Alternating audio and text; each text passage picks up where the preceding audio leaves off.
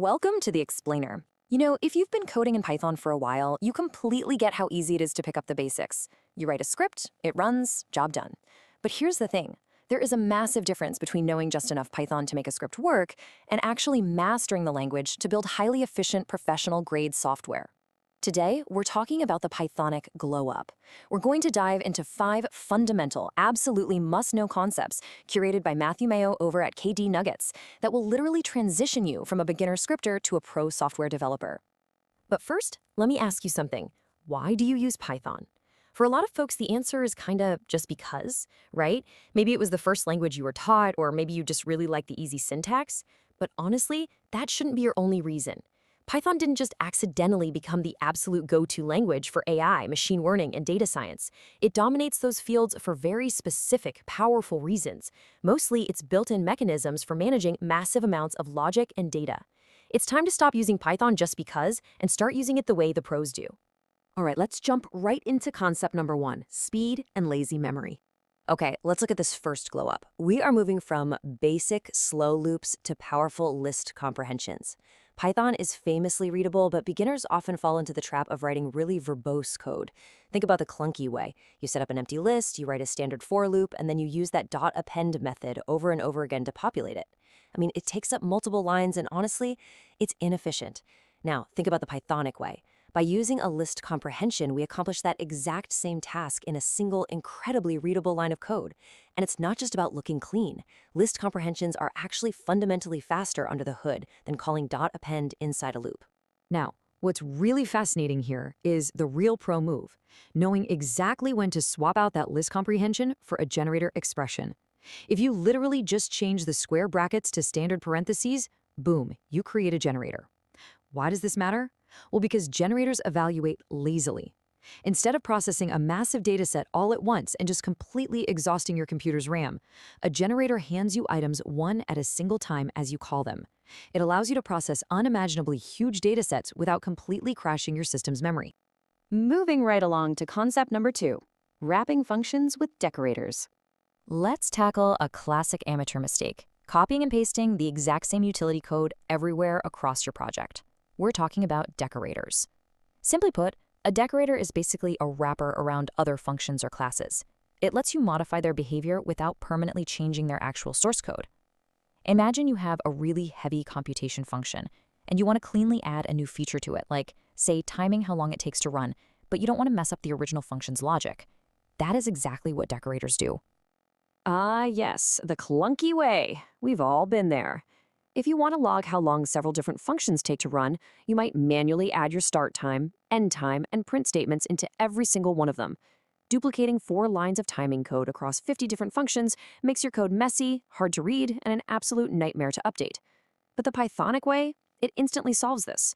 You just write a decorator function exactly once, and then you simply place an @timer_decorator tag right above your clean computation function. That heavy function is cleanly subsumed by the decorator, getting all the benefits without any of the clutter. So, the crucial point to remember here is that decorators strictly enforce the DRY principle. Don't repeat yourself.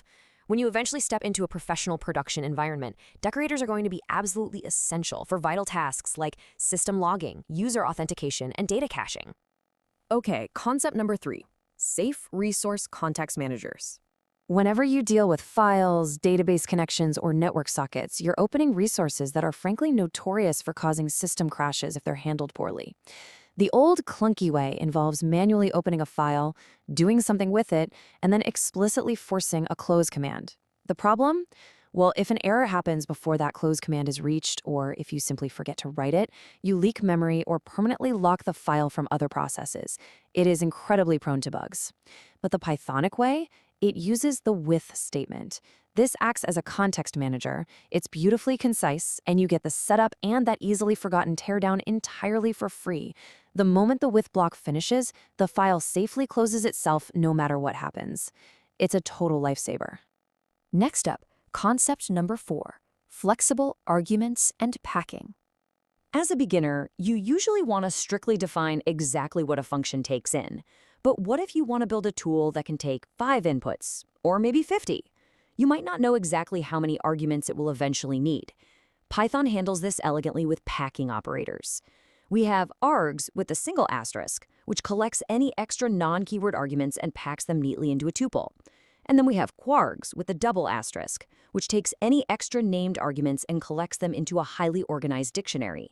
You're basically turning an unknown, chaotic amount of user input into neatly bundled packages. And this flexibility isn't just a neat little trick, it is the exact secret sauce that powers the most widely used libraries in the world. When you use heavy hitters like scikit-learn or matplotlib, they allow you to pass an arbitrary, constantly changing number of configuration settings into their functions without breaking. Mastering args and kwargs is how you make your own code just as incredibly adaptable to changing requirements. And finally, concept number 5, mastering magic Dunder methods. We have officially reached the climax of our Pythonic glow-up. This is where we stop just using Python and start making Python work for us. Dunder literally just stands for double underscore. You've likely seen them before, like the standard init method used when creating a class. Officially, these are special methods, but developers often call them magic methods, and for a very good reason. They form the absolute backbone of the Python object protocol. By tapping into them, you allow your own custom objects to magically emulate built-in native Python behaviors. Look at a basic custom class. It works, sure, but it doesn't interact nicely with standard Python functions. If you try to print it, you just get this ugly memory address. If you try to check its length, Python throws an error. But with a Pythonic way, we simply implement the double underscore len and double underscore str methods inside our class. By doing this, your custom classes suddenly behave with the intuitive power of native Python objects. You can pass your custom object into a standard print or len function, and it works perfectly, giving you massive built-in functionality entirely for free. You can even make your classes behave exactly like lists or dictionaries. Everything we've covered today points perfectly to this exact quote from Matthew Mayo: "Mastering these 5 concepts marks the transition from writing scripts to building software." You see, you aren't just memorizing syntax anymore. You are implementing speed through generators, ensuring clean logic with decorators, guaranteeing safety with context managers, creating flexibility with packing operators, and unlocking real object power with Dunder methods. You are setting the absolute foundation to graduate from a scripter to a true software builder. So, I have to leave you with this final provocative question. Are you still just writing clunky scripts? Take a hard look at your codebase today. Identify those repetitive loops, the unclosed resource files, and the bloated function arguments. With these Pythonic tools now in your toolkit, you are entirely equipped to refactor that code into something brilliant. So, what software will you build next? Thanks for joining me on this explainer. Keep coding, keep improving, and I'll catch you next time.